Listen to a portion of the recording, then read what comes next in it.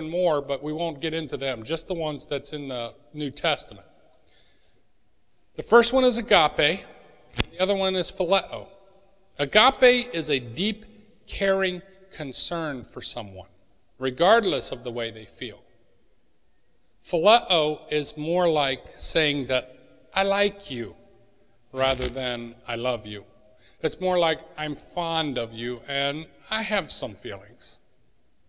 Now the difference between these two words is easily seen when we go to John chapter 21, 15 through 17.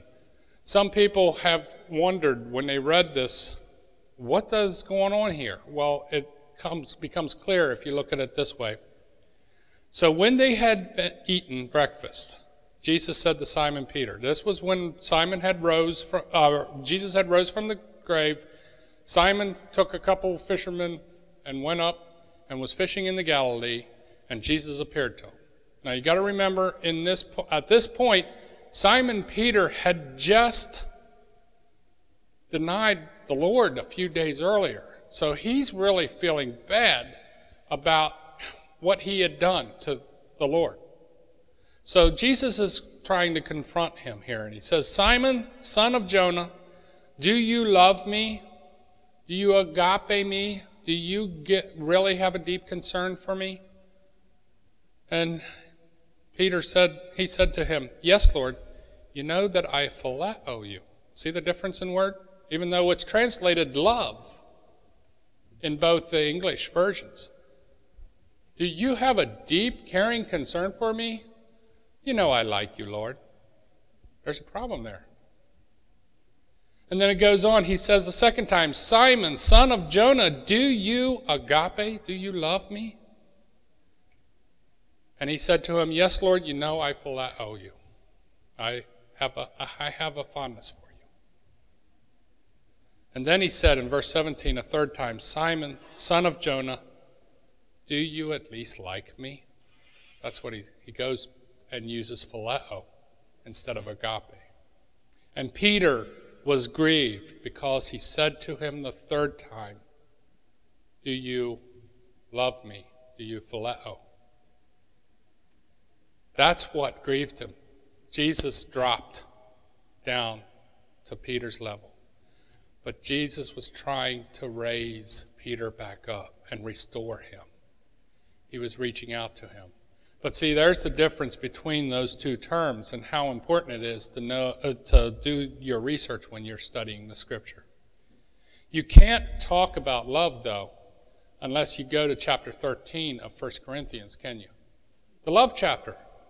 A lot of you ladies who in your weddings, you prepared it and you had chapter 13 of 1 Corinthians as part of the wedding ceremony, don't you?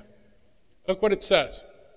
Though I speak with the tongues of men and of angels, but have not love, I have become a sounding brass and clanging cymbal. And though I have the gift of prophecy and understand all mysteries and all knowledge, and though I have all faith, so that I could remove mountains, but have not love, I am nothing. And though I bestow all my goods to feed the poor, and though I give my body to be burned, but have not love, it profits me nothing. Love suffers long and is kind. Love does not envy.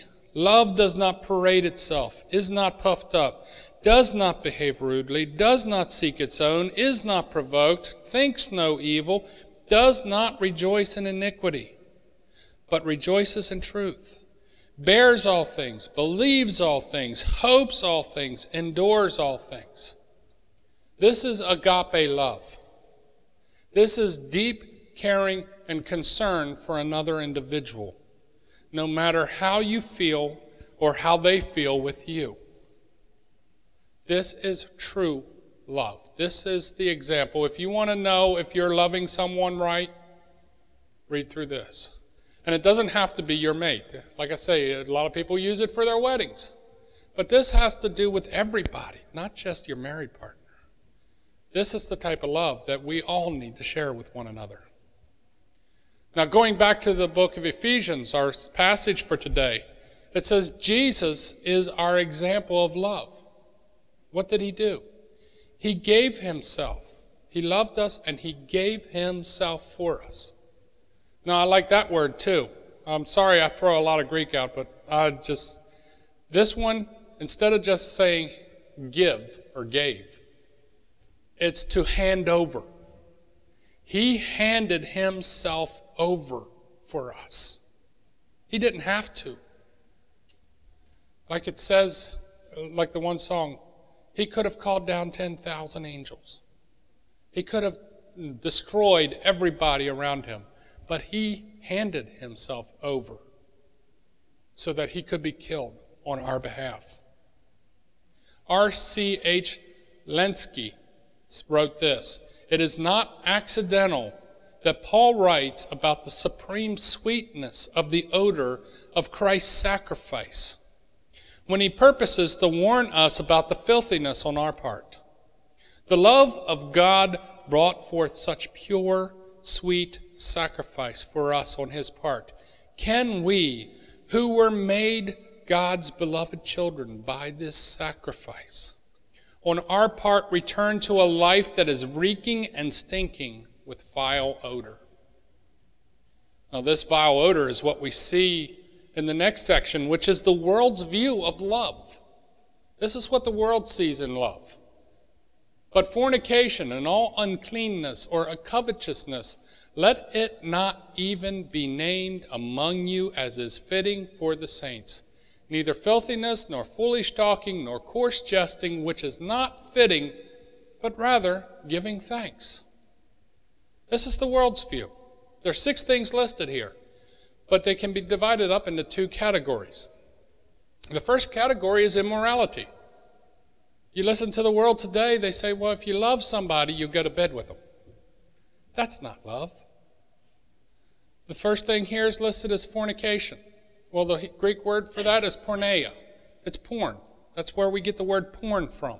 Fornication is illicit sex with someone that you're not married to. Plain and simple. Is that love? Not agape love.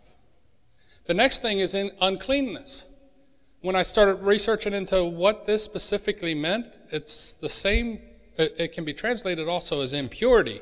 And Paul used this exact same word in the first chapter of Romans.